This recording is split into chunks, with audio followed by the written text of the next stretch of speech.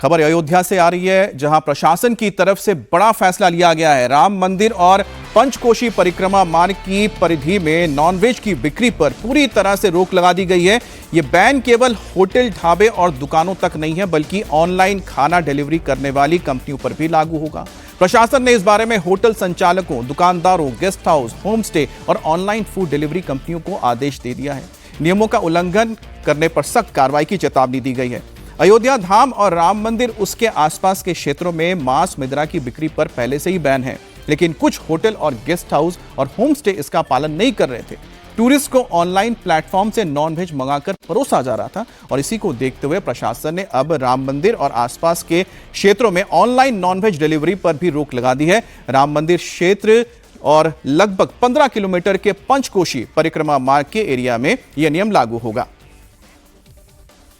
अभी तक जो है ऑनलाइन की जो व्यवस्था है, क्योंकि वह हमारे द्वारा तो रोक लगा नहीं जा सकता, लेकिन क्योंकि स्विगी, जोमेटो जो अयोध्या धाम में अगर कोई श्रद्धालु मंगाते हैं तो वह हमारे यहाँ उनका जो है किसी भी रेस्टोरेंट, होटल से कांटेक्ट होता है।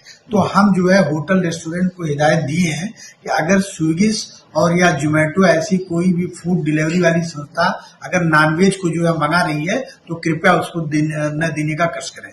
इसलिए उसके लिए हम ये गाइडलाइन उनको जारी करेंगे होटल, रेस्टोरेंट को, कि जिससे इस पे जो है रोक लगाया जा सके। राशिद जी, जो सरकार की ओर से कदम उठाया गया कि पहले से तो ये बंद ही था, लेकिन अब ऑनलाइन डिलीवरी पर भी एक तरह से रोक लगा दी गई है। जो गैर हिंदू हैं या फिर जो खाते हैं, जिनकी आस्था नहीं होगी धर्म में, क्या उनके लिए ये बहुत बड़ी दिक्कत होगी, या फिर आप मानते हैं कि ये एक ऐसी चीज है जो इस क्षेत्र में जरूरत थी?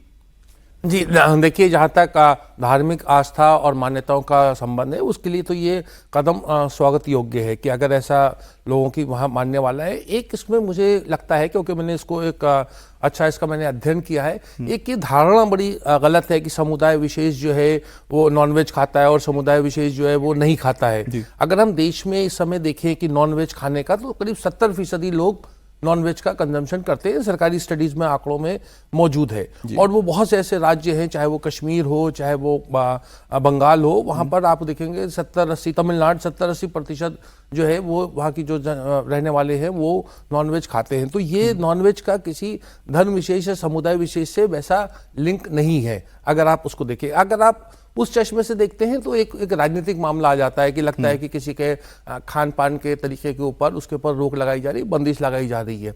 दूसरी बात ये होती है कि जो ये अधिकारी बता रहे थे कि ऑनलाइन इसमें बहुत सारी कानूनी अड़चनें भी हैं, वो उसको व्यवहारिक रूप से कर पाएंगे या नहीं, मुझे उसको लेकर के संदेह है। लेकिन इसमें एक टाइम बाउंड पीरियड होना चाहिए कि कोई अगर कोई धार्मिक समय है, कोई मेला हो रहा है, कोई उस समय कोई पूजा हो रही है, कोई बड़ा मौका है, तो उस समय के ऊपर होना चाहिए। पूरे साल अगर आप इस तरह से करेंगे तो लोग उसका कहीं ना कहीं उल्लंघन करेंगे। आप गुजरात में देखिए, शराबबंदी का क्या मखौल उड़ाया जा रहा है। और अभी मैंने एक चलते बताओ कि बंगाल की जो मतलब जो हिल्सा मछली के जिसका बड़ा चर्चा है, वो सबसे ज्यादा जो है वो गुजरात से जाती है। जी, खाई ना जाए लेकिन कंजम मतलब वहां गुजरात की मछली जो है वो बंगाल में खाई जा रही है। जाती। आपने बंगाल का जिक्र किया तो अच्छी बात।